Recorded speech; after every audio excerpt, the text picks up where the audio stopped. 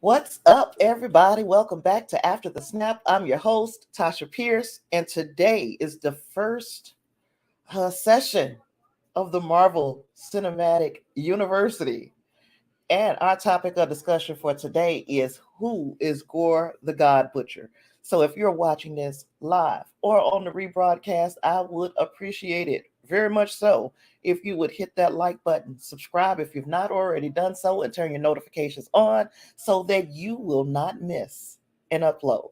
So thanks for being here with me today. We're going to be talking about Gorr the God Butcher. And the reason why we're going to be discussing him today is because Thor: Love and Thunder is going to be hitting theaters in July of this year, July 8th, 2021.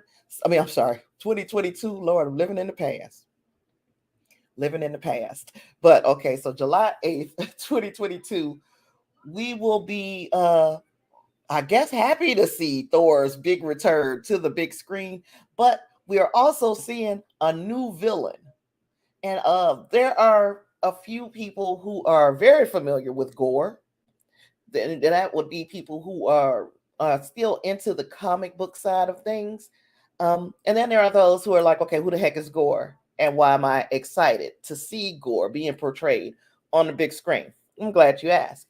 Um, well, first and foremost, Thor: Love and Thunder is a radically kind of different concept for the Thor character, and we have been seeing Thor go through an arc throughout the movies. So we are now getting to the point where it looks like Thor is accepting the fact that uh he's not Odin.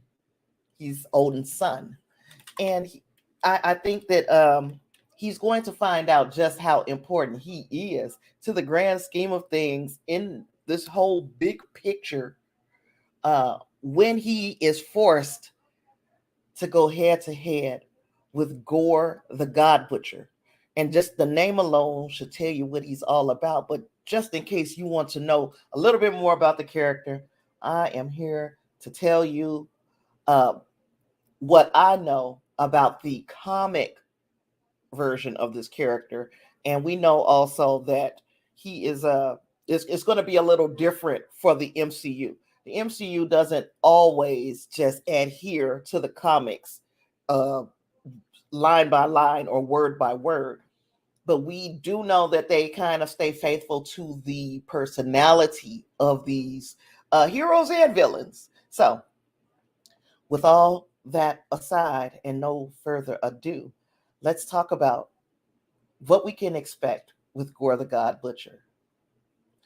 Now, first and foremost, I feel like Gorr the God Butcher could be the latest in these entries of the MCU where they have a villain that is sympathetic, that you can almost relate to because of the circumstances that are the way that they were brought up and their circumstances of the life that they lived.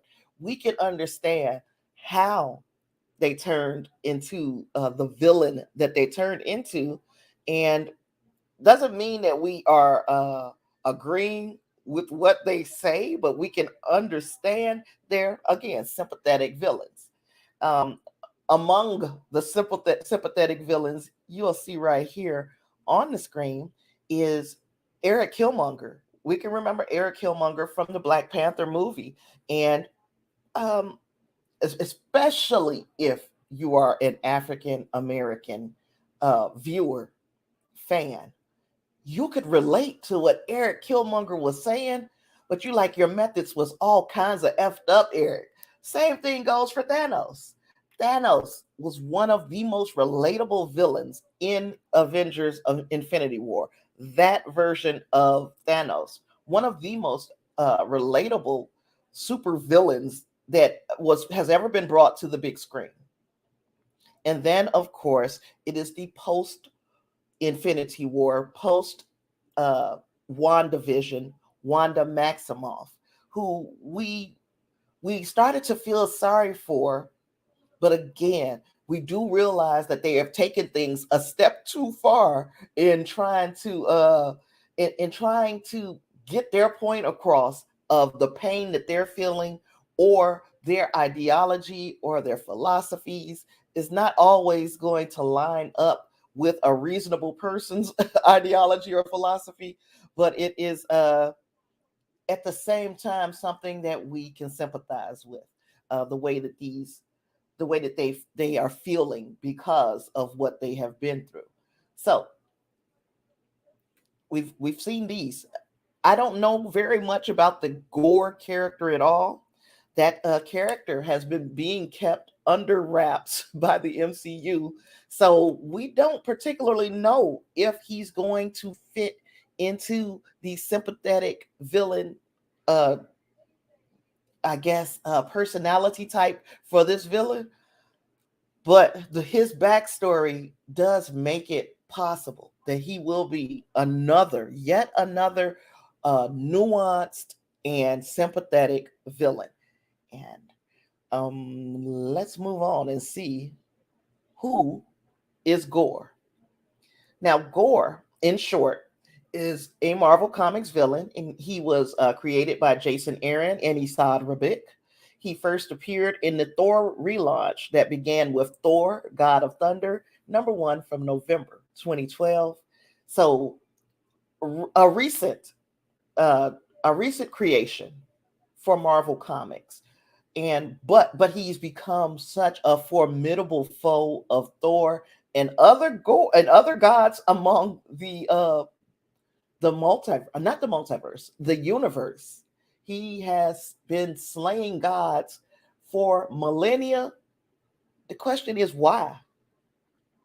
What what is wrong? Why does Gorr have such a problem with Thor and other deity types in the Marvel Comics universe?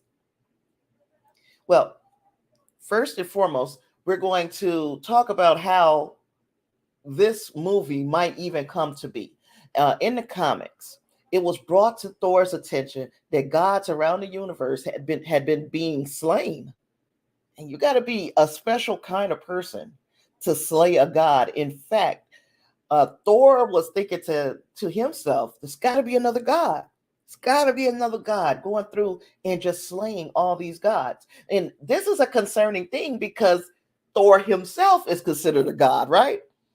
Um, so this is going to prompt him to investigate the causes of death of the gods that he has found throughout the universe. And his investigation is going to eventually lead him to Gorr and the battle of his life. So, as you can see from this picture, this is a photo taken or a still taken from the Thor Love and Thunder trailer. This is also pulled straight from the comics. It is a panel pulled straight from the comics. You see this exact same uh, Gorr, this exact same god that has been laid out. Uh, and you see here, we got Thor and, oh gosh, what is his name? The rock guy. I've forgotten. Thor and what is the rock guy's name? If you remember the rock guy's name, put it down in the comments or the chat, and remind me what the rock guy's name is, because I have forgotten. But in the comics, it was just Thor. Thor was the only person who was standing atop this little mountain and looking over this god who had been slain. Well, to introduce us to Gorr, I guess he can be introduced as the worst atheist ever, like the worst, the absolute worst. Gorr grew up on a nameless planet. His species has not even been named, so we don't know what species he is, what world he comes from. But on this world, this forgotten world, there are earthquakes, a lack of water, wild animals are common, and his people were very, very religious, and they would pray to the gods for help. But over time, over many of these people's lifetimes, uh, they watched their families and friends just fall victim to the circumstances that were of their world. They were killed by the wild animals. They would become dehydrated and die. They would be killed in natural disasters. They would starve to death. All of these things would occur year after year after year. And yet, Gorr's people kept their faith. As they were praying relentlessly, no gods were helping his people. But again, blind trust is something that is, we'll call it blind trust. Some folks call it faith. That is necessary in a religious society. You have to blindly trust that this deity is there, and at some point they're going to reach out and touch your life in such a way that everything becomes better. And that has not happened for Gorr's people. Gorr has watched his mother, his partner, his children. He watched everybody he's known and loved die. And so he thought to himself, oh, there ain't no such thing as the gods. And because of that, the rest of the tribe was like, oh, you are blasphemous and you got to leave. We're going to stone you. They got to throwing stones and rocks at him because Gorr started doing things that were totally contrary to the way that his people had lived over all of their millennia. When he learned, because Gorr does learn that gods do exist, but they have never helped him or his people, other folks in need, he said, I'm about to kill all these bastards. So none of them deserve to live because they have never helped us. And people were calling out to them over and over and over and never got an answer. So Gorr said, well, you know what? Since you guys didn't answer us, it has become my quest to kill all of you. And so he's walking through the deserts. He watches a pair of armored deities hurtle across the sky, land in an explosion on the ground nearby. And as he watches these unknown beings, he finds out that there's this gold one and then there's this dark, inky one. And they were fighting. The gold one stabs the inky black one. And then the black one, again, he stabs him as well. So they basically impale one another. The gold god asks Gorr for help. And Gorr's like, nah, gee, I can't help you. I'm going to watch you suffer. So just then, this ooze-like substance shot up into Gorr's hand from the blade of the black armored god and formed into a spearhead as it forged into volcanic glass. So it became solid. And with it, he butchered the remaining god. And with a mere thought, the spearhead turned once again into ooze, covering Gorr's body in armor and giving him wings. So as he flew away from his planet and into outer space, he wondered, were these the only two gods or are there more? Because if there are more, now that I've got this ooze that is covering me, now that I've got that, I'm going to go out and try to find more gods to kill. And that is what Gorr the God Butcher does. But we wonder to yourself, what was the black ooze? Well, the black ooze is what is described in the comics as the first symbiote. Now, if you are a Marvel fan and not just an MCU fan, but a Marvel fan, we know that the symbiote is or one symbiote that we know very well is the Venom symbiote. We know that the Venom symbiote attached to Eddie Brock, and those two together become Venom. Okay. The first symbiote is the All Black. That's an ancient kind of amorphous weapon. So we know that, like the way the Venom symbiote, that goo, that is what it started as, the All Black. It originated from Null. Null was the inky black god that Gorr slayed so we know that it left Null when he became incapacitated, when he was stabbed by the Gold God, and it bonded itself to Gorr. So now Gorr becomes imbued with the superhuman powers of the All Black, including flight. He's got strength, got durability. He's already very he's already good in combat, hand-to-hand combat. So the fact that he is imbued with the powers from the All Black just increases his his durability and his ability to maneuver in a hand-to-hand fight. So from Gorr's thoughts, he can mold the shape-shifting symbiote to form this armor around his body and produce weapons, which the only limit to him creating these weapons is his own mind. So one of the weapons that he uses very often is called All Black, the Necro Sword, and it extends from his arms and is made from living darkness. So the symbiote also provides him with the ability to regenerate. So not only he can be hurt, but when he's hurt, this symbiote, of course, fixes everything that's ill in him. So he becomes damn near indestructible, which makes him very dangerous, especially to the gods that he has this big beef with. So he is moving throughout the universe in an attempt to find gods to kill, and he kills gods. He does over millennia, and then he meets Thor. And this is not to say that he couldn't beat Thor.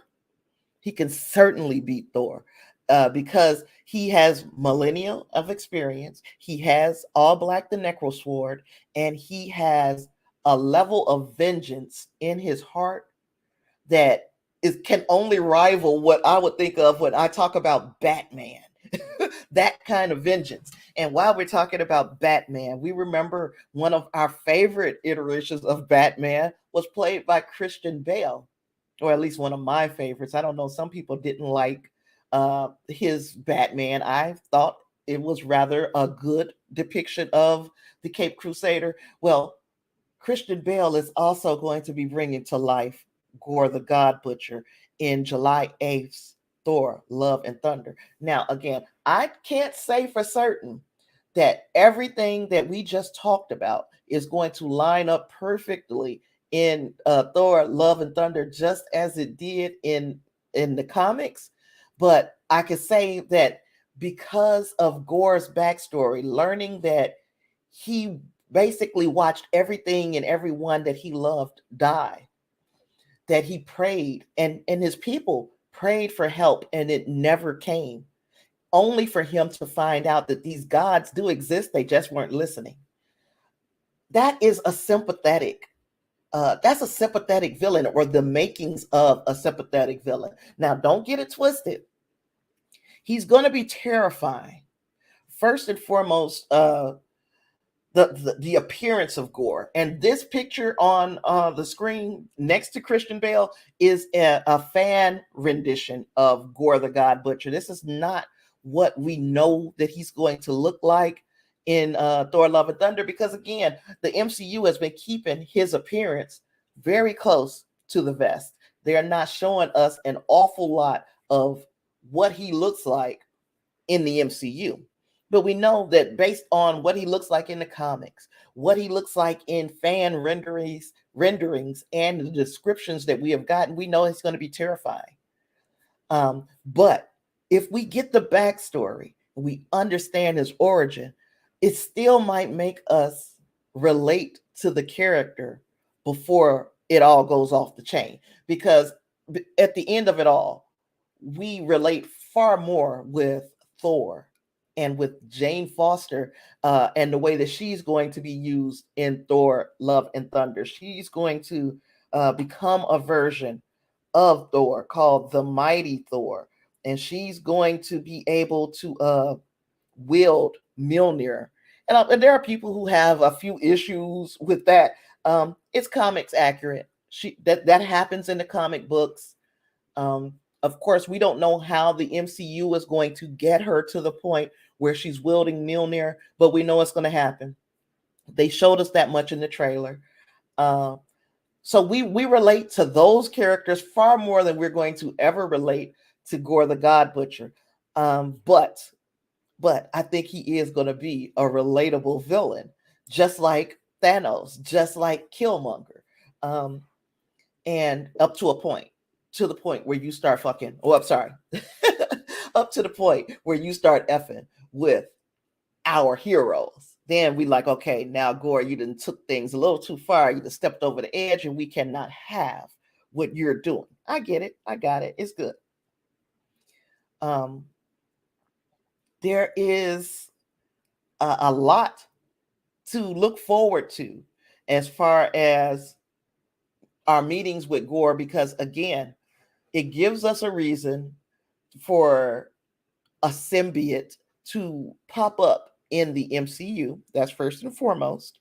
And then secondly, it gives us a reason, or it makes the Eddie Brock leaving that goo at the end of Spider-Man Far From, was it Far? Yeah, Spider-Man No Way Home. When he left that little goo on the counter as he was being taken back to his own universe, it makes it make sense how we got this symbiote in our universe, the Earth 616 universe. So yeah, it's a lot to look forward to with this character, with this movie, and I am truly hoping that they bring it to life in the way that we know that Marvel is able to. This is a iconic character, even though a rather new, not even 10-year-old character at this point. But the character still has huge ramifications in the stories of Thor. And I'm wondering if this story is going to be all wrapped up in this Thor movie, or will we see Gorr the God Butcher again? I think this is a character, if we're going to keep Thor around, because there's that question as well. If we're going to keep Thor around, there is the question of how or whether or not Gorr survives his encounter with Thor. We know in the comics that he encountered several Thor and defeated several different versions of Thor. I'm saying all of them together teamed up to take on Gorr the God Butcher, to take him down, and he defeated all three. So I would like to see how they bring it to life. I would like to see whether or not this will be a recurring character, and if we're going to get more to the Thor story. And then we get introductions to other characters such as Null. Hopefully we get to see that fight between Null and this gold god that that introduced Gorr to gods, to let him realize that gods are real. Because if you open the door to Null, then I got a whole nother MC or Marvel Cinematic University topic for us, which is, who is Null and what was he about? But again, we know that Null was the host of the first symbiote. In fact, he created the goo. He created the all black. So that is all that I've got. And I thought I'd have a pure person or two to pop a question in for me, but that's just fine, because you, if you're watching this on the rebroadcast, can put any questions that you might have about Gorr the God Butcher, about Thor Love and Thunder, about Jane Foster's Mighty Thor, any questions that you have.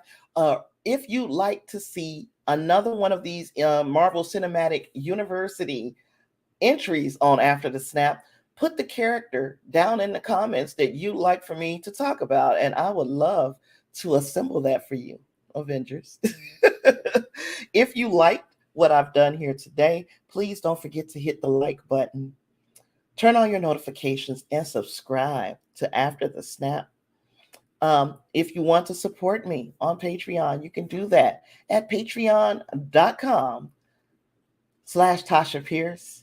I would appreciate any and all of Yeah, any and all donations that you can give to the program to keep things going, I'd appreciate it. Truly appreciate it. Um, so yeah, I've got nothing else for you today. It's been fun. I will talk to you guys next time. Peace.